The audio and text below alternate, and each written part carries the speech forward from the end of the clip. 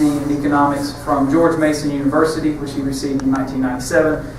George Mason University, of course, home to the fantastic Dr. Walter Williams, who maybe you can share some stories with later. Dr. Lopez is currently the BB&T Distinguished Professor of Capitalism at Western Carolina University. And he also blogs, or is a co-blogger at Political Entrepreneurs.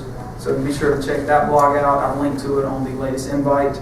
And he's also the author of Madmen, Intellectuals, and Academic Scribblers, which is sold at fine bookstores everywhere. And he's going to have a few copies for sale after the meeting tonight. So please help me in welcoming Dr. Edward Lopez.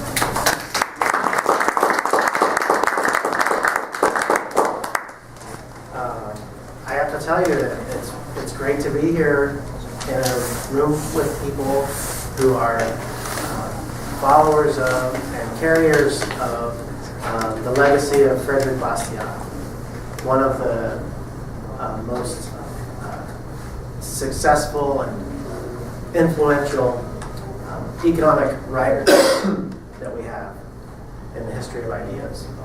He was mostly an economic journalist, although he, as you probably know, for those of you who attended the presentation by David Hart, Bastiat was also working on his own quote-unquote original ideas.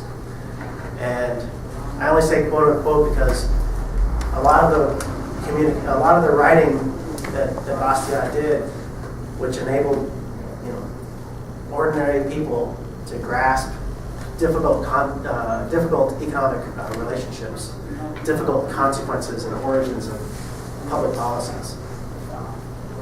That's original. That's in and of itself a contribution. And there are many who have come in the mold of Bastiat, closer to our time. Walter Williams, for example, Eric mentioned. I didn't realize that at the time when I got admitted into George Mason University and accepted to go there in the summer of '93. I didn't realize it, but Walter Williams was to be my professor in the first semester when I got to GMU. And I got really excited then. And he was a real pleasure to have in the classroom. He's a very tall man. If you've never seen him before, he's a very tall man.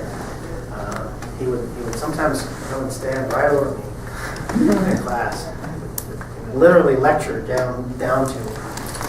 And he was opposing not just the physical stature, but the power of his communication and the power of his ideas.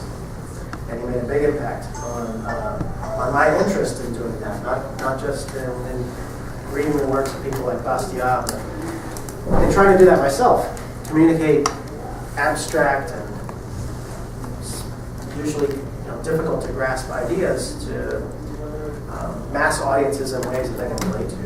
That's one of the things that we're really trying to shoot for in our new book. My co-author and I, Wayne. Wayne went to GMU also, and he had Walter Williams also. He was a year ahead of me.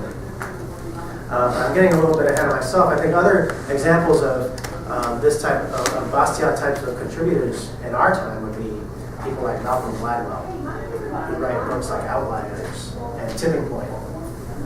And what Gladwell is doing is he's scouring all of the. He's doing a sort of a scouring job of the academic literature. He's consuming in great volume what's going on in these circles of abstract thinking and theorizing. And for people with jobs and families to raise and hobbies, that's not what they do all day. They don't sit around and think about abstract concepts. And so if you're not in the habit of doing that, then it can be difficult to sort of grasp those things. And Malcolm Gladwell, like Frederick Bastiat, has a knack for making an original contribution by unpacking these abstract relationships and concepts and making them, taking ownership over them and packaging them in a way that large numbers of people can relate to and get interested in and engaged by. And I would add that Max Borders is another example of that, Edgar and Freeman. And I would add that the founder of FEE, Leonard Reed, who writes this essay, I Pencil, he's really just unpacking the work of Adam Smith and Smith's contemporaries in the Scottish Enlightenment about how spontaneous orders emerge in society and about how how order and benefits in society can materialize in very real ways, but they were completely undesigned by anybody. As Adam Ferguson, a contemporary of Adam Smith, said, it was of human action, but not of human design. And so, how does a pencil get made? It happens through the marketplace. It happens through the network of voluntary exchange. So long as people are free to engage in that voluntary exchange. And that's a value that Bastiat held dearly because he knew that how important it was to the ability for a community, a society, to grow more prosperous over time, to grow into a more just society over time, to grow into a more free society. So that's why I'm excited to be here. And I've given a talk down at Bastiat Society in Charleston. I've had the good fortune of doing that twice. Once in 2007, and again a couple of months ago. And I've seen through that snapshot how that society has come into its own over time. And I know that that's going to happen here with you guys too. So hopefully you'll have me back if I don't fall over and make a fool of myself too badly here in the next little bit. So I wanted to talk about, give you sort of a overview of the arguments that we make in the book. And it's related to Bastiat and the things that I've been talking about. It's related to this unpacking abstract ideas and packaging them for mass audiences. In one way, it's related because that's what Wayne and I are trying to do. And that's what our book does. We cover in chapter 2 in 30 pages political philosophy from the Greeks all the way up to the American progressives. And we do it in a way that sort of is intended and hopefully that succeeds in not just sort of a chronological survey of who said what when, but a coverage in a way that sort of helps contemporary readers see how it applies to what's going on in today's world. How it helps you to, for example, explain why certain public policies get enacted in the first place. Well, because policymakers aren't always acting in ways that we hope they might. For example, in the public interest, the way the American progressives would hope they might. Oftentimes, policymakers are surprised, acting in their own interests, and creating public policies that work, that make sense for them, not necessarily for society as a whole. And so we cover that history of political theory in chapter 2 with that purpose of today's reader being able to use it to understand what's going on in today's world. And so there's a big history of ideas in chapter 2 and going into 3 and 4 as well. But going into 5 and 6 and 7 is where Lane and I try to make our own original contribution in the way that I've described Bastiat's contribution being original and Malcolm Gladwell's being original. And so what we do in 4, 5, and 5, 6, and 7 is we build a framework of thinking about what happens in economics and politics. And it's a framework for the subtitle of the book, for thinking about political change in particular. Political change being something different from policy changes. Political change not being, is the government going to increase spending on highways? Is the EPA going to regulate more homes and businesses? But those we would count as policy changes. Political changes would be changes in the rules of the game by which policymakers go about their decisions. So not are we going to increase spending in the budget, but what rules do we go by when making changes about the budget? For example, is there a balanced budget rule in place? Of course, at the federal level, there is no balanced budget rule in place. But if we were to go from the world we're in to a world where there were a balanced budget amendment at the federal level, that would be an example of political change. The rules by which policymakers make their decisions. Economists call those institutions. So political institutions would be those rules that policymakers have to follow, or the policymakers agree to follow. And economic institutions would be the ones that people in the marketplace, workers, firms, investors, and so forth, what market participants would follow. And so political change would include changes in those rules of the game too. So you guys follow the news. What happened? What was the big news that happened late last year early this year in the state of Michigan? state of Michigan went from a union shop to a right-to-work state, right? And Bastiat would say that's a beneficial thing for society because it expands freedom. And he understood economics and how labor markets worked also, so it's also going to expand prosperity. It's not good for everybody, though. Who was opposed to it? The labor unions were. But so the labor unions might think of it as they think of themselves as maybe getting a smaller slice of the pie, of the society pie.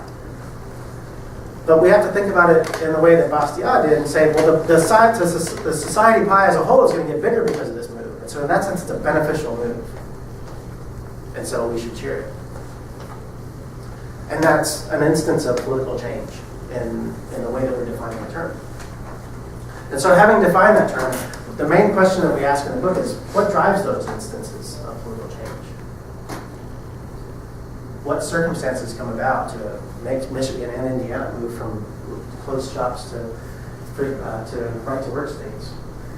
And ultimately what we're going to do is we're going to zero in, I'm going to lead up to the sort of title of the book, Madmen, Intellectuals, and Academic Scribblers. These are three different sort of categories of actors in the political realm.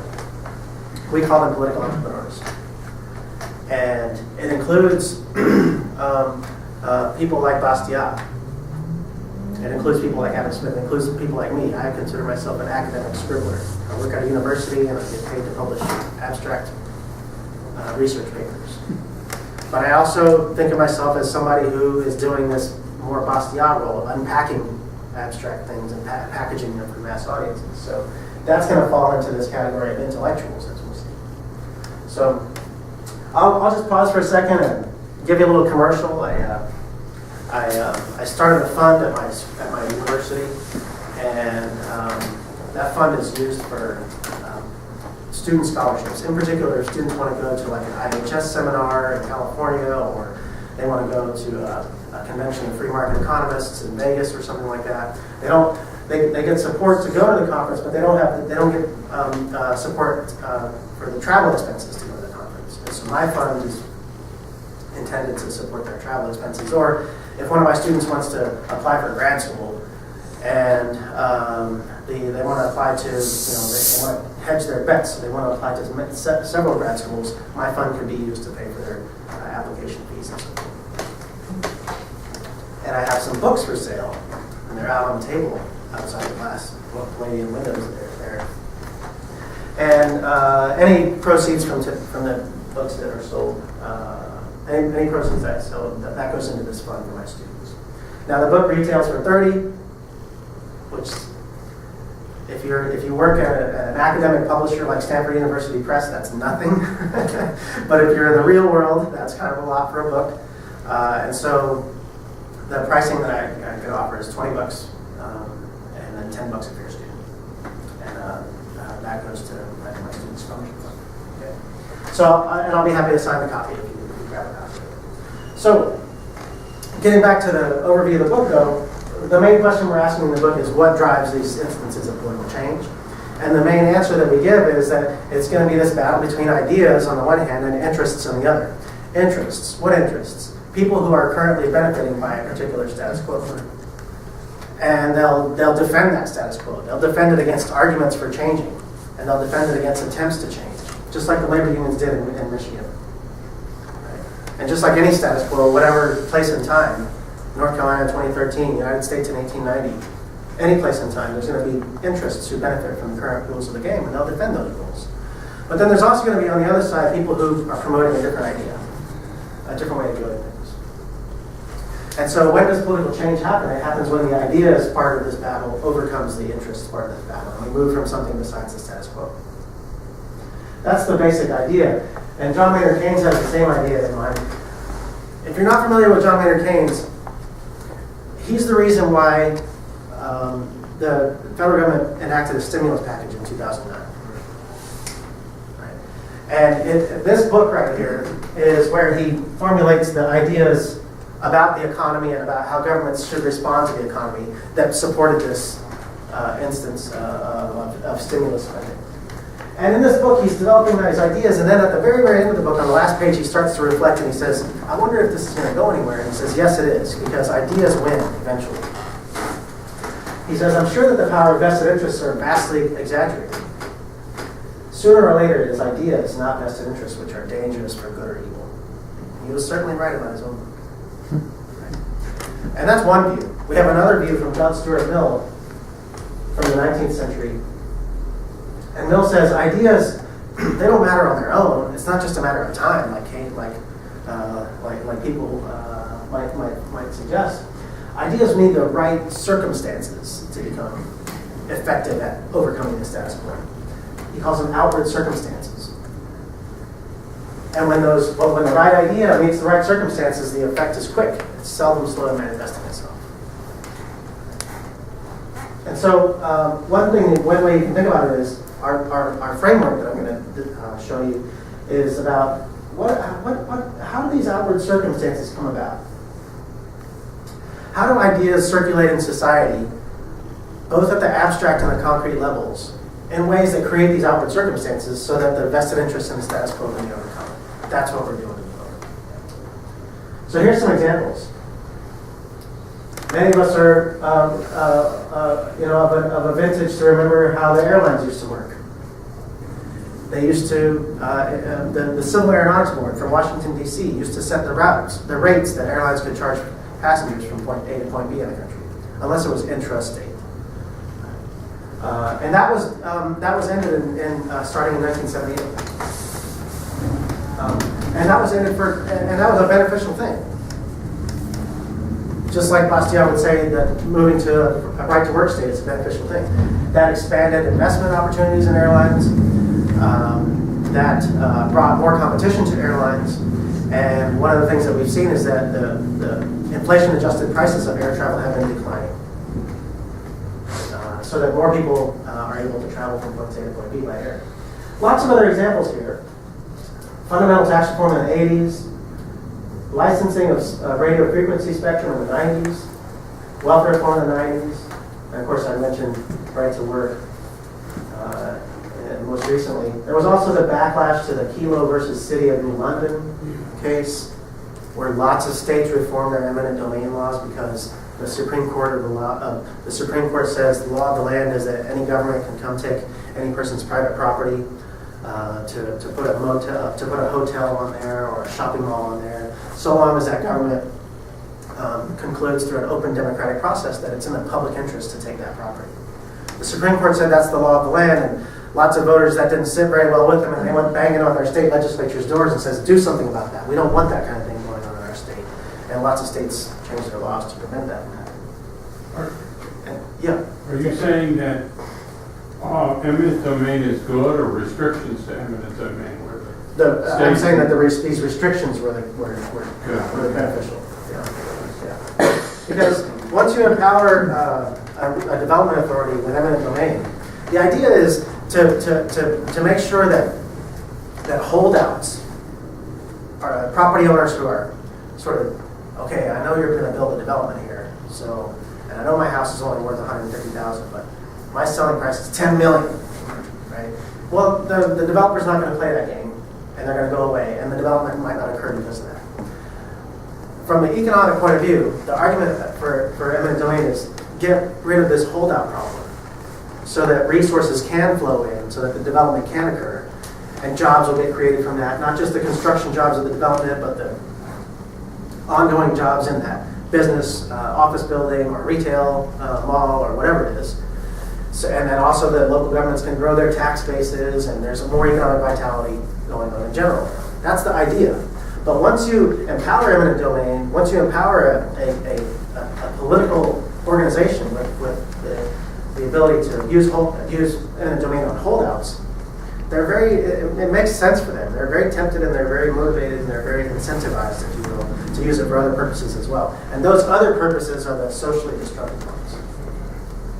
And so reining in on that power is a beneficial thing. Yeah. And so, again, what are the circumstances, the outward circumstances that enable those types of changes to be made? I'm going to talk to you about three things here. We're going to say there's a relationship between ideas and flow in society. these political and economic institutions that I've been talking about, the incentives that people have in markets and in governments, and therefore the outcomes that we can observe in society. And we're going to populate that structure with our three types of characters, our three types of political entrepreneurs. And I'm going to say how ordinary people like you and me can get involved in political change. So the first thing is the structure of ideas, institutions, and incentives. And here I'm going to introduce this character whose name might be familiar to you guys, F.A. Hayek. Hayek was a classical liberal in the tradition of Adam Smith and Ernest Bastiat. He's writing in the early and middle part of the 20th century. He's also John Maynard Keynes' biggest intellectual adversary. And the biggest part of Hayek's counter argument to Keynes was this model of investment in the economy. And so down here, you have this sort of outcomes. Outcomes being, how prosperous are we? Do we have lots of high value of goods and services produced in the economy? What's our national output? Is it growing over time so that living standards are growing over time? Well, that depends on investment. Investment in not directly valuable goods that are directly valuable to consumers, but inputs into those goods. Capital goods, for example, intermediate goods. And in turn, the production of those intermediate capital goods in the form of higher order or more complex capital. So here you might have simple tools and machinery and assembly automation, for example. But here you might have distribution networks and communication to manage your inventory along that distribution network. And here up at the abstract capital, you might have the code or the software that runs all that together for you. And when a society, in Hayek's view, when a society does this investment in more roundabout and higher order versions of forms of capital, when you stretch along this vertical in the triangle, then you also stretch along this horizontal for future. You expand the future value of consumer goods. So in a way, it might be helpful to sort of think about this trapezoid here, the area of it, as corresponding to how much value is created by the economic system. And that value depends on how much investment is occurring. How much investment is occurring, especially the more roundabout is the word that he used, roundabout investment. And so what we do is we say, well, that's directly analogous to investment in political change. And we show that this way, right here. We say ideas are a form of this higher order investment. And when there are more Bastiats writing in the world, when there are more publications like the Freeman in the world, that increases the flow of ideas in society, and that gives us the chance for ideas to overcome interests in changing institutions. And when that does, we might have more beneficial incentives, and that affects the outcomes that we can observe in society. When we stretch the vertical in ideas, we also can stretch the horizontal in the outcomes we observe. So I think I'll pause for just a second and sort of tell a story that might help to see how this structure here works. It's a basketball story, which is great timing because we're in March. And everybody's thinking about basketball right now anyway, how your brackets are doing, right? March Madness. My bracket's destroyed already by a couple of... I didn't pick Florida Gulf Coast, let me put it that way. So March is, 2013. Rewind to March of 1982. And think about Greensboro. What was happening in Greensboro in March of 1982? The ACC championship was going to happen. And the ACC championship was between Carolina and Virginia. Remember who the coach was for Carolina then? Dean Smith, right? The legendary Dean Smith. Does anybody happen to know who the coach was for Virginia? Terry Holland. Terry Holland, exactly. Who said that? Yeah, okay. So a man who knows his basketball, or maybe read the story in the book. Okay, good. A man who knows his basketball. Okay, so this was a matchup in the ACC championship. I think Carolina was ranked number 1 and Virginia was ranked number 2. And both teams came into the game with only 2 losses on the year, and one of those losses was to each other. So they split the regular season, and now they're in a rematch. And so you can imagine the anticipation and the excitement over this game. And if you remember in 1982, national TV audiences for college basketball, it wasn't like today. That was a rare thing. And this one had a national TV audience. And if you remember the rosters from back then, Sampson was in the game. Jordan was in the game. The other names aren't occurring to me. They might in a few minutes. But I remember from the research, there were 5 players who would take the court that day who would go on to be all-stars in the NBA. And Jordan was in his freshman year for Carolina. And so the anticipation was extraordinary for this game. But by the end of the game, everybody in the Greensboro Coliseum was booing. And at the end of the game, the players from both sides went off the court hanging their heads. And the coaches, especially Dean Smith, were criticized in the papers. Why? Why did that happen? Well, with about 7.5 minutes left in the game, and Carolina ahead by 1 point, Dean Smith coached his players to do the 4 corners, to play keep away instead of to play basketball. Now, I don't know about you, but if I had paid the money to get that ticket, or if I had gotten lucky enough to have a ticket to be in the Coliseum that day, I don't want to see keep away. I want to see Jordan dunking the ball. And that's what I came to see. And therefore, if I see the 4 corners offense come out with 7.5 minutes to go, and especially if I see that that's what happens for the rest of the game and not another point was scored, I'm not going to be happy about it. And nobody was happy about it. The players weren't, the sports writers weren't, the coaches, they were like, it was a winning strategy. We won. And so the NCAA realized they have a problem on their hands. Stall ball was becoming a winning strategy for coaches. And the fans hated it. And the product was going to go, the value of the product was going to be destroyed. So what they do? They turn an eye to a guy named Danny Biasone. Danny Biasone was an Italian immigrant.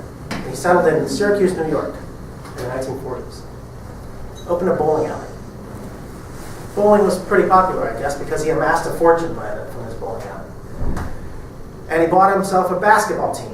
And he called it the Nationals, the Syracuse Nationals. And the Nationals, they played other teams, professional teams from other cities in the country, in a league that would soon become the National Basketball Association. And as he watched his team play, and as he saw that coaches in the NBA in the early 50s were playing stall ball, Danny Biasone realized he had a problem. His investment was at stake. Because if coaches kept playing stall ball, the value of the product was going to go down, and fans wouldn't pay to see it anymore. So, what do you do? He comes up with an idea. He gets his envelope, turns it over, back of the envelope, does some calculations. Number of seconds in the game, divided by average number of shots over some period of time in the last 5 years or so. Divide equals 24 seconds. Danny Biasone says, we ought to have a rule that says if the offense doesn't shoot the ball within 24 seconds, it's a turnover. It goes to the other team. He said, let's have a shot clock. And the NBA adopted the shot clock. Scoring went up, shooting went up. Stall ball was history. And, well, the rest is history, right? It became a successful sports franchise. Now, fast forward from the early mid-50s to 1982, and the NCAA is saying, I think we really need a shot clock. But there were vested interests in the status quo. In particular, coaches. Coaches who found stall ball a winning strategy for them. Coaches who had kind of recruited around this strategy. Coaches who were kind of comfortable with the game not having a shot clock. And so the NCAA takes a poll. And they say, coaches, do you want a shot clock? What do you think happened with that poll? What do you think the outcome was? 7-1, they voted it down. And they said, hell no, we don't want a shot clock. And so the NCAA says, well, we were just kind of curious about what your opinion was. We're going to do this thing anyway. Because the value of the game is at stake. And they did. And they experimented a little bit, and by the mid-'80s, they had settled in on a 35-second shot clock. And of course, as with the NBA, scoring and shooting went up, the stall ball was history. And the value of the sport went up. By 1989, CBS was willing to pay the NCAA $1 billion just to broadcast the postseason tournament. And a decade later, they increased that to $6 billion or $7 billion. And now it's March Madness, isn't it? And people take off work to watch it. Right? I'm sure there are some economists out there somewhere looking at like national productivity goes down during the week of the tournament, just like they did for the Super Bowl. And it's a huge sport because it adopted Danny Biostone's idea. And so if you think about that in the context of our framework here, a new idea comes along that changes the rules of the game, that gives the players of the game different incentives, in this case better incentives, and that improves the outcomes of the game. That's what we're talking about with this relationship in our structure. Now I have another illustration on this slide, but I'm going to cruise on through it. Keynes became very, very popular for his ideas. He became the man of the year in 1965 because everybody in the world thought this is how the economy works. And we're still trying to dismantle that idea. But he was so successful that even one of his other huge intellectual funds, it's hard to identify somebody who's more free market than Milton Friedman. He said in this issue of Time magazine, yes, we're all Keynesians now. And it's funny, he meant something different from what this suggests, right? And then if you went, I went and looked it up on Lexis. If you go and you look at the following issue, the week after, Milton Friedman has a letter to the editor. and then there he says, you misquoted me. I didn't mean it like that. What I meant was we all think about the economy this way because that's become the dominant model. That's what Friedman meant. But notice that Richard Nixon also repeated this phrase. We're all Keynesians now. And so that kind of introduces, the Richard Nixon reference kind of introduces who are the characters in our framework. These madmen, these intellectuals, these academic scribblers. Oh, by the way, Hayek is over here like, oi. I can't believe that Keynes. So who are these people? Here's the very, very end of Keynes' book. The very, very end. The last sentences. He chose to use these words. Madmen in authority who hear voices in the air are distilling their frenzy from some academic scribbler of a few years back. This is right after he has said, ideas, sooner or late, are dangerous for good or evil. He says practical men. What he means by this is, one example of that is policymakers. Policymakers, like Richard Nixon. They're distilling from their frenzy the ideas of some academic scribbler of a few years back. It's interesting that he ends the book that way. But more to the point, this is where we're inspired by the term madman, and it's also where we're inspired by the term academic scribbler. So who are some examples of madmen in authority? Well, there are these guys. Elected officials, heads of state in these examples. There's Mulroney in the middle. Okay. No coincidence that these guys are on the left of the screen. These guys are on the right. Maybe it is a coincidence. Could be. Elected officials, not just at the head of state level, but state legislatures, U.S. Congress, high-level bureaucrats. People, in our terminology, people whose hands grip the levers of political change. People who have the decision-making power to change the rules of the game, both political institutions and economic institutions. Madman and authority, that's in quotes because, mad is kind of an exaggeration in most cases. And that's not the point. the point is that the in authority part. And then also, where are if we're arguing that these three types of characters, mad intellectuals and academic scribblers, are all contributors to the climate of ideas, to the flow of ideas in society, where are these guys operating there? Where they're operating is, I think, basically like what you can think of as a public opinion, and they're reacting to that. And they're saying, I can do X because it's politically feasible for me to do X. I may not have been able to do X 5 years ago, but it has become politically feasible for me to do X now. And it's become politically feasible because the flow of ideas, the climate of ideas, the public opinion surrounding this thing called X has changed. Right? And so they're making their appeal where in sort of mass audiences. And that's where they're trying to participate in the flow of ideas, and that's where they're constrained by it as well, in the flow of ideas. So they're only going to pull those levers of political change if it's in their interests to. And it's only going to be in their interests to if it's such the case that the climate of ideas is supporting that change, if public opinion supports that change. What about the intellectuals? Well, this is there's more examples of intellectuals in this sense. And the first thing is to sort of nail down what is it exactly we mean by that. And what exactly we mean by that is the way Hayek talks about this word intellectuals. He has an essay in 1949 called "The Intellectuals and Socialism." In this essay, he's saying the intellectual class has this ability, like I was referring to Malcolm Gladwell and Bastiat. They have some versatility with abstract ideas, but their real talent is to sort of make those ideas their own and package them in ways that mass audiences can relate to and appreciate. Now, in Hayek's time in 1949, he's saying all the intellectuals are socialists. And so they're over here, and the abstract ideas they like are the ones with more state intervention, less market control, and then they turn those around, they amplify them to mass audiences, and that's what the public begins to believe. Believe in more socialism. And Hayek he's complaining about that, number one, but he's also giving us a way to think about it more generally through this idea of intellectuals. He calls them traders in ideas. In another essay, he calls them second-hand dealers in ideas. Second-hand dealers. He kind of means that pejoratively. You can kind of pick that out through the lines. But really, he's talking about this idea of second-hand dealers, like they're not the originators of ideas. They're not the ones who are producing in this abstract realm over here, but they're versatile and they're pulling from that abstract realm, and then they're amplifying to mass audiences. So some examples on the screen here of intellectuals.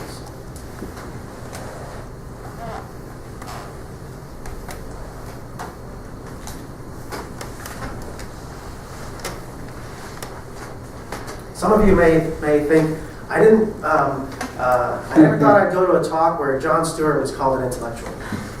Right? That's guy. Not to mention Rachel Maddow.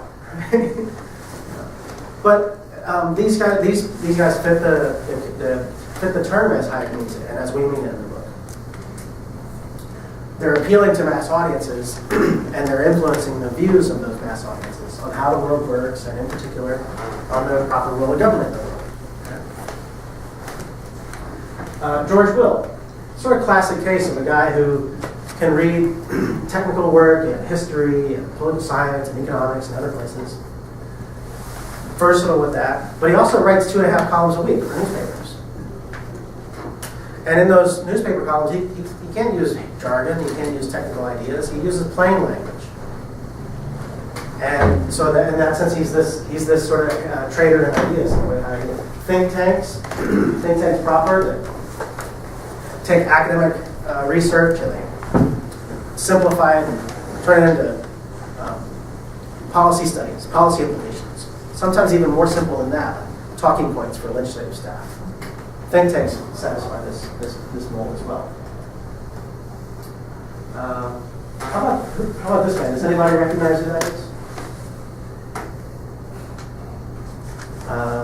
Well, it's a movie camera, right? That's Steven Spielberg. It's an early picture of Steven Spielberg.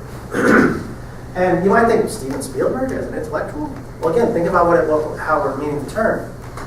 And think about what Steven Spielberg's movies do. Each of us has an understanding of the period of history known as World War II. Part of that understanding is from the books we've read. Part of that understanding is from the conversations we've had with family. And part of that understanding is from the movies we've seen. Movies like what? Like Saving Private Ryan. Like Schindler's List. Like Band of Brothers. All of which are Steven Spielberg movies. And it's not just World War II either. It's his latest movie, Lincoln, about the Civil War and that presidency. And when we go to those movies, we come out with a contribution to our view of that period of history. Maybe an alteration of that view. And with that alteration, and with that view, the contribution alteration of that view could be inform our views of the proper role of government. Ayn Rand certainly is doing that in her novels. Her novels have by a lot of people's reports, been very, very influential on people, how they view the world and how they view government in the world. Some people say that novel changed my life. Right? That's a big statement. And then on the other sort of side of things, does anybody recognize this photograph? Dust Bowl? Dust Bowl, yeah. And it's actually not Dust Bowl, it's what happened after Dust Bowl when the Okies moved to California. And this picture was taken in the Central Valley of California by a woman named Dorothea Lange, who was commissioned by the federal government to go out into the Central Valley and document from her artistic lens point of view what was going on in the Great Depression. And it's not just this one photograph, it's dozens and hundreds like it, that have in common the message that this photograph implicitly but unmistakably sends. That message is abject poverty, a family in abject poverty. And that's the message that people get about what the Central Valley of California was like during the Depression. And that's the sense that people get of what happened as a result of the Dust Bowl. And so here again, we have people's views being contributed to, maybe altered, and therefore changing their conceptions of the proper role of government. The intellectual class is who does that. More examples than the ones we have here, of course. Lots of different mediums, of course. And those mediums have become more and more varied over time as we go, as we have different technological advances that give us different ways of communicating ideas to each other. Right? In 1949, the world of information and news was Walter Cronkite smoking a cigarette in front of the camera and saying, "That's the way it is." But fast forward to 2009, 50 years later, and that's not even close to the way it is. Consumers of information are in control. Click of a button, we change from Rachel Maddow to Bill O'Reilly. Or we turn the TV off and we get on the internet. Talk radio, cable news along the way. The world has changed in lots of ways, and one of those ways is the mediums through which intellectuals do their thing have become more and more varied. Web 2.0 is a way for each and every one of us actually to send out messages to mass audiences, and therefore be our own version, our own form of intellect as well. So that's the madmen, and that's the intellectuals, and then what about the academic scribblers? This is, relatively speaking, this is the easy one. These are the guys who, like me, they work in the ivory towers of universities, and they run around with patches on their elbows, and they get actually compensated for writing abstract books and articles that maybe a dozen people will read. And they're originators of ideas. Oftentimes they're standing on the shoulders of giants. Don't get me wrong; it's not whole cloth. But they're originators of ideas to a particular time and circumstance. And Adam Smith counts, Karl Marx counts. There's Keynes again, and here's another picture of Hayek. They're the originators of ideas in the same sense that Danny Biasone was, right? He's on the back of his envelope, scribbling. And so he's the counterpart in the shot clock story. And these guys are the counterparts in human affairs. So that might give you the notion that, with this Danny Biasone and example, and with these references to college professors, that the flow of ideas is all from the ivory tower down to policymakers and then down to ordinary people who sort of live under those rules. Well, that's part of it, but that's not all of it. And I kind of want to begin to channel this thing that I mentioned before about each of us can be kind of participants in this flow of ideas. And so it's not just top down in our approach. it's also bottom up. So think about each of us as individuals being born in a particular time and place, having unique experiences of being raised, having unique experiences of how you got along with your friends, how you got along with your siblings, if you had siblings or not. What types of events happen in your life that change your view of the way the world works? We also have a lot of shared experiences that can change the way we view the world, and in particular the role of government in that world. So the young folks in the room can ask their grandparents, where were you on December 7th, 1941? And they know the answer to that. And each of us in the room knows where we were on September 11, 2001. We know where we were. We know how we spent the rest of that day, too. For most of us, we spent the rest of that day in front of the TV set. And we also know that those two common experiences in different periods of time, that changed the way that we collectively think about what's the proper role of government. That common experience did. So we have individual experiences shaping our worldviews, and we also have common experiences. And I'll just show you sort of some categories of the way that we kind of think about individual and collective beliefs being sort of bottom up, having a bottom up components to it.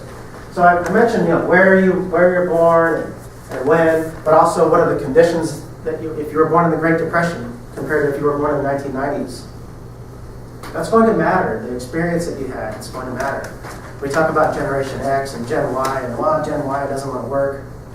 Well, those simplifications, well, that's what they are. They're simplifications, but there's some element of sort of truth being guided there in those simplifications. And we're saying that those living conditions that people grow up in matter. Also, our psychologies for how we receive ideas matter. We all have sort of cognitive biases built into our, hardwired in. And it's easy for us it's easy for me, it's easy for you, it's easy for all of us to sort of hear a point of view or hear a statistic that reinforces our worldview and say, yes, that's true. But at the same time, to hear a statistic or hear a point of view that conflicts with our worldview and say, somebody made that up. That's an important part of how individual beliefs form from the sort of bottom up as well. And then communicating with each other through technology, which I mentioned, through essentially cultural means of communication, replicators and memes, as they've been called in the cultural studies literature. Things like movies and music and fiction that I've been mentioning, social networking, forwarding George Will columns, if you will, through Facebook. That's all part of this sort of bottom-up bubbling flow of ideas. Right? The bubbling flow of ideas, and that's what Stanford Press did when they designed our jacket cover. They had this ink flow, bubbling up from the bottom, and that's the idea that they're zeroing in on. And so the way we kind of organize all of this stuff, all of these various dimensions of the flow of ideas, is to combine the top down and the bottom up. And from the top down, we have the academic scribblers originating ideas, and the intellectuals sort of trading in those ideas and amplifying them to mass audiences, shaping public opinion. And from the bottom up, we have these nature and nurture combinations of what's certain and who are you, where were you born, and to whom, and what circumstances did you grow up in and begin to shape your worldviews in. And then those form into individual beliefs, and through cultural communications, those become collective beliefs. And in the middle of this top-down and bottom-up is this sort of rectangle that we've labeled collective beliefs essentially about how we all get along. Collective beliefs about markets and the proper role of government. And this rectangle, it can change over time. Through the flow of ideas that are coming down here, and an event like 9/11 that we all experienced together. Or it can change over time through the ideas that are originated from the top down, like Keynes's macro. And we ought to have a stimulus bill in 2009. And we can see that it changes, we can do snapshots and see how that center rectangle changes. Or at least we can see how it has changed. All right. One example that works here is natural disasters. When there's a natural disaster in our day and time, a tornado or a hurricane like Sandy or an earthquake, if that's a big enough impact on a community, then there's some expectation that the executive, the governor of that state, maybe even the president, is going to put his boots on the ground and visit that site. And if that executive doesn't do it, there will be consequences, electoral consequences the next time that person tries to run for office. Some people attribute George H.W. Bush's loss in 1992 to Bill Clinton, partly to the fact that he didn't visit Florida after Hurricane Andrew. That's kind of the world that we live in now. But if you rewind 100 some years and some change, there was a natural disaster in Texas, a drought that wiped out the crops for most farmers there. And the Congress passed a bill to send some relief money down there, federal tax money down there. And Grover Cleveland gets this bill on his desk and he says, I can't sign this. I have to veto it. And they said, why do you have to veto it? He says, I don't see anything in the Constitution that authorizes me to sign this. And that's the way this rectangle worked back then. If an executive does that today, that's the kiss of death for his political career. Right?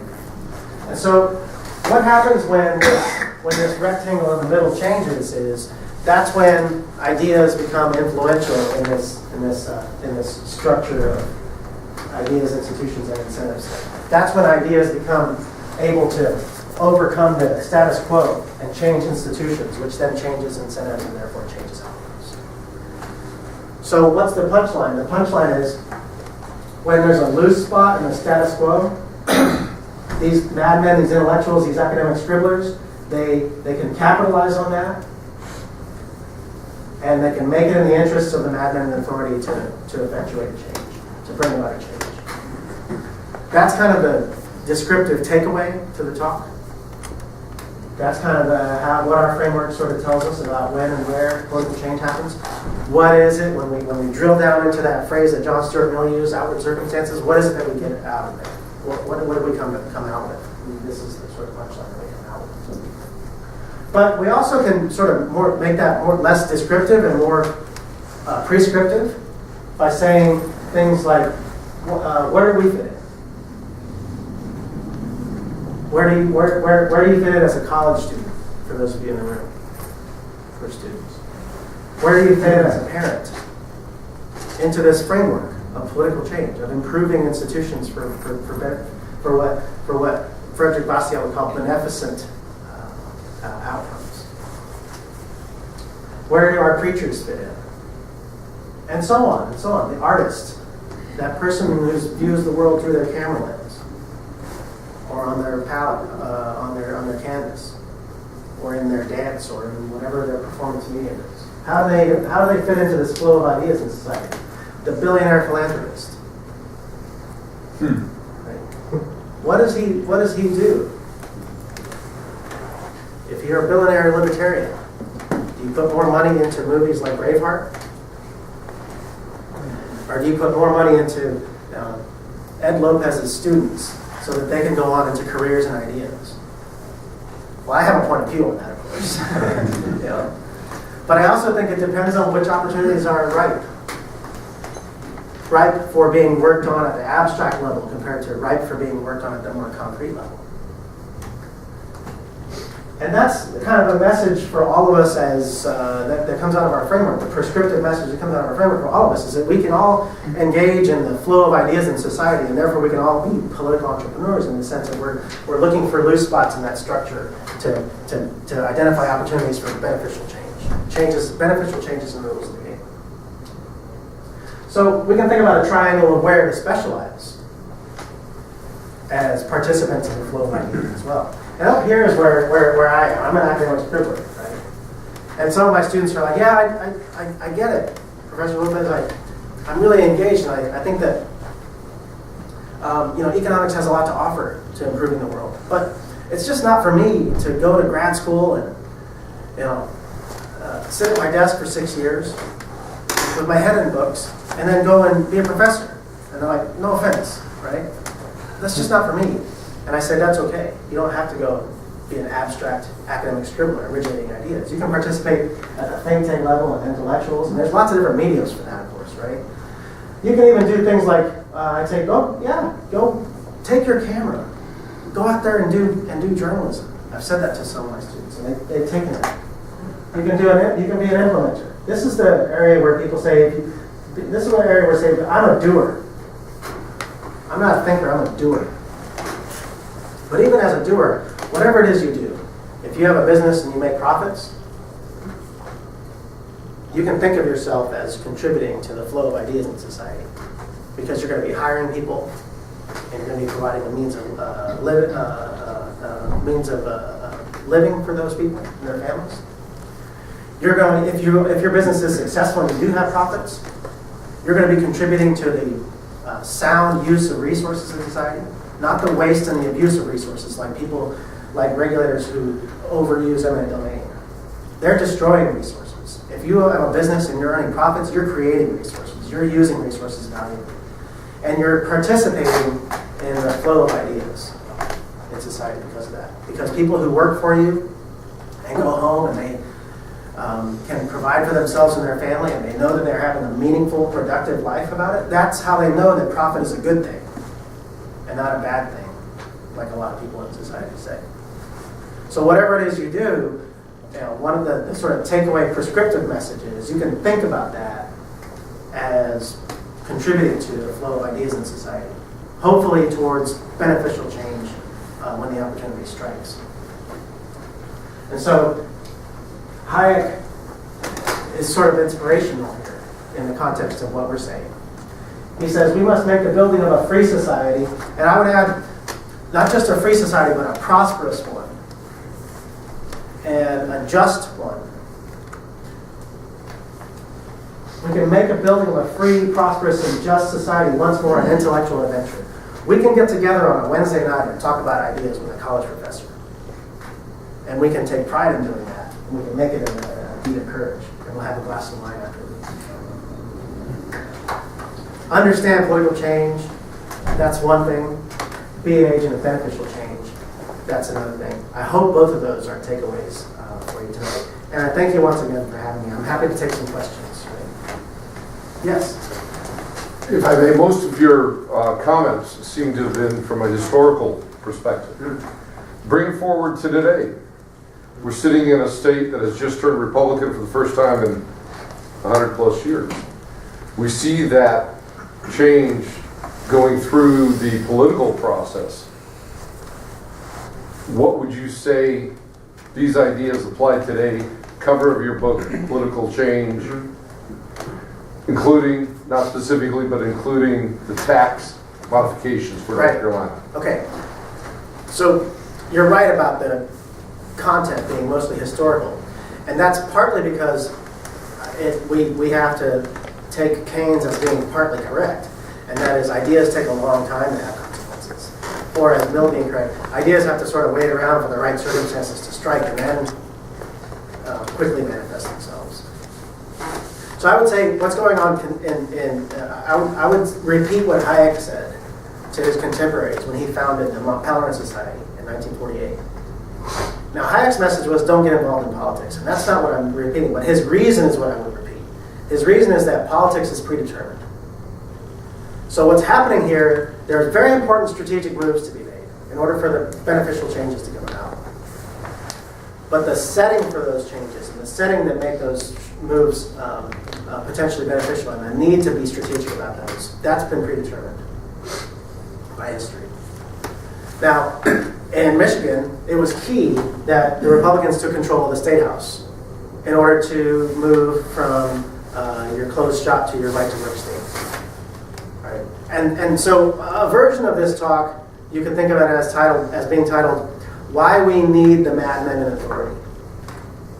And the people who are in control are the people who come into office and therefore get their hands on the levers of political change, who those people are matters a lot.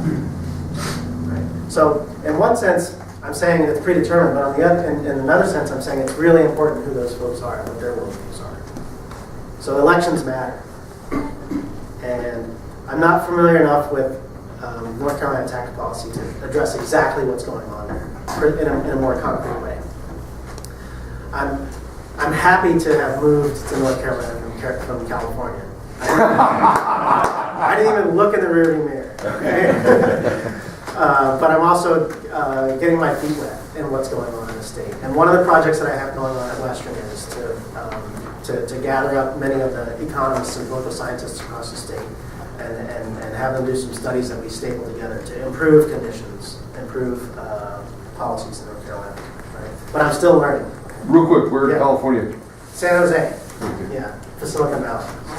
I don't know if we have time for Well, I'll tell you what, since we, I want to end on time, sorry. and no, you did not talk too much, Dr. Lopez. I think we have time for one more question, and obviously, if anyone wants to stick around after, we can talk about Lopez after. Yeah, the hand in the back was up first. So. Well, I wanted to ask about what you see as the need for the separation of each one of those levels when your originator of ideas is the same person as the madman in charge. Mm-hmm. I mean, where do you see that as an importance of when those start to kind of blend? First of all, you see a lot of instances where there's overlap between those categories. And I kind of portrayed myself as that, as somebody who gets paid to write abstract studies, but I also, in this book, we're trying to communicate to mass audiences. But I'm not fit for office. That's one way to put it. But there are some good examples of people who have transcended these categories. The guy who deregulated the airlines, his name is Alfred Kahn. He was a professor of economics at Cornell, and he wrote this ginormous treatise called The Economics of Regulation, which it's very difficult to get through. It's highly technical. But a little bit later in his career, he became interested in implementing better rules of the game. He wasn't a sort of free market guy. He just wanted things to work better. And he got tapped by the Carter administration to be the chairman of the Civil Aeronautics Board. And when he came to the Civil Aeronautics Board, he says, this isn't working, this rate and route regulation. And so he went from, he also wrote a lot of popular studies and popular articles. So he went from being an academic scribbler to an intellectual to somebody whose hands were on the levers of power, along with some other hands. And he went around to Washington, to anybody in Washington who would listen. And he'd say, this isn't working the way we're doing things. This isn't working the way we're doing things. And he became an advocate for his own cause, and ultimately he's the guy who's responsible for having dismantled the Civil Aeronautics Board and rate and route regulation becoming history. He's actually the father of my industry, which is revenue management and the hospitality industry. Is that right? Yeah. Okay. Yeah. I didn't know that. Yeah. Well, I had a chance to meet Alfred Kahn 4 years ago, and he's a delightful guy. We sat and talked for half an hour or so. And I told him about trying to slog through his regulation book. And he just kept saying, I could never write that now. I could never write that now. But he was, I think part of his success was because he was able to communicate. Like Milton Friedman. Milton Friedman's another good example here. He never went into office, but he had a lot of success in implementing real-world beneficial changes. He could disagree with you to the core with a smile on his face and make you feel good about it. Alfred Kahn had some of that too.